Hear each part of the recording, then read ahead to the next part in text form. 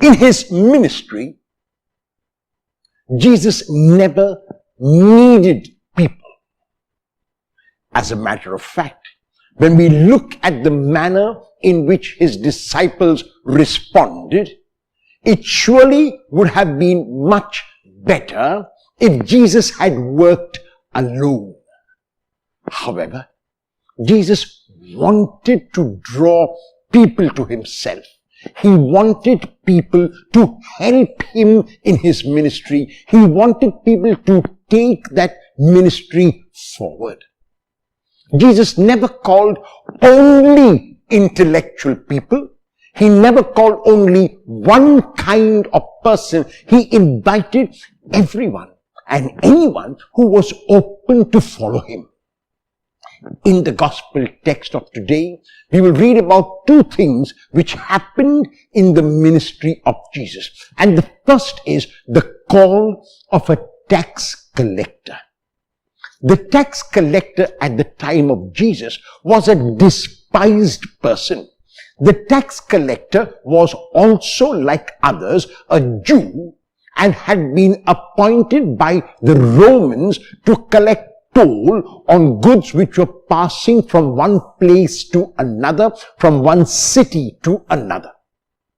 And so, because many people were ignorant and unlettered at that time, the toll collectors who knew how to read and write would often overcharge people, would often be belligerent with them, would often be obnoxious, would often regard themselves as superior to others because they had a lot of money and were often very rich. This tax collector is called Levi, and Levi is sitting at his tax office. And as Jesus passes by, he issues an invitation to Levi.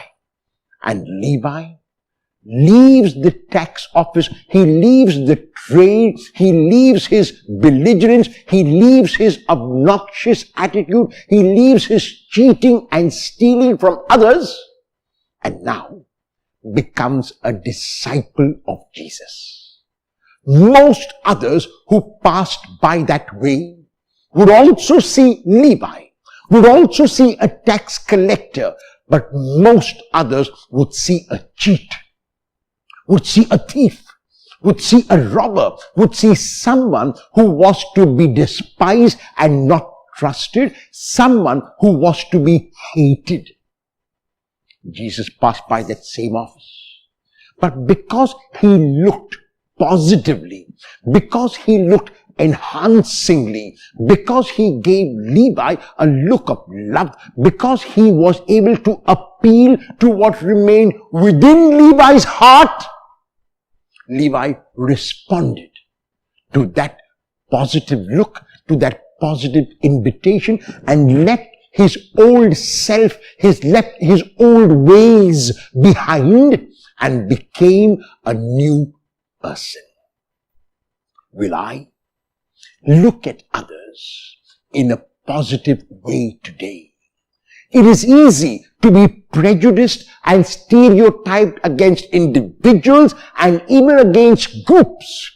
But to open my mind, to open my heart, to take in the newness which each individual brings requires grace from God.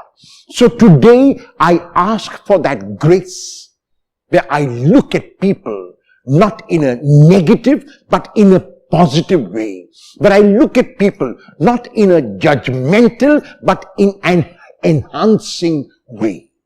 The second part of the gospel text is where Jesus shows that his calling of Levi was not a one-off incident, because he sits at table with people like Levi who were tax collectors and so regarded as sinners.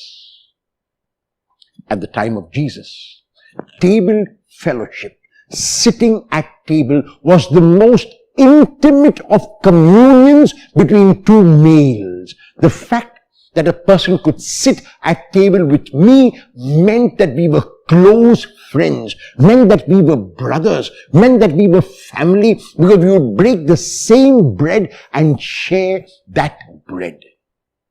When Jesus sits at table with these tax collectors and sinners, those who considered themselves to be righteous but actually were self-righteous, those who consider themselves to be superior but actually were not, those who consider themselves to be sinless but were really in fact not, begin to complain, begin to murmur, because their point was, how could a holy rabbi, how could a man who claimed to have come from God sit with the scum of society, sit with those whom society considered as sinners? And in his response, Jesus makes a radical statement when he summarizes the reason why he has come, when at the end of the gospel text of today, Jesus says, I have come not to call the righteous, but sinners. Very clearly, Jesus lived out the function of his name. Jesus lived out the mandate given to him by his Father.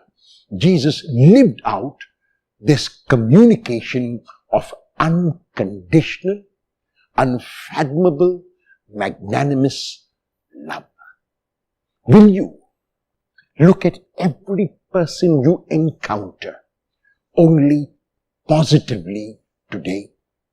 Will you avoid judging anyone in a negative manner? Will you look like Jesus did? Will you look at an egg and see not merely a chicken, but an eagle that can soar into the sky?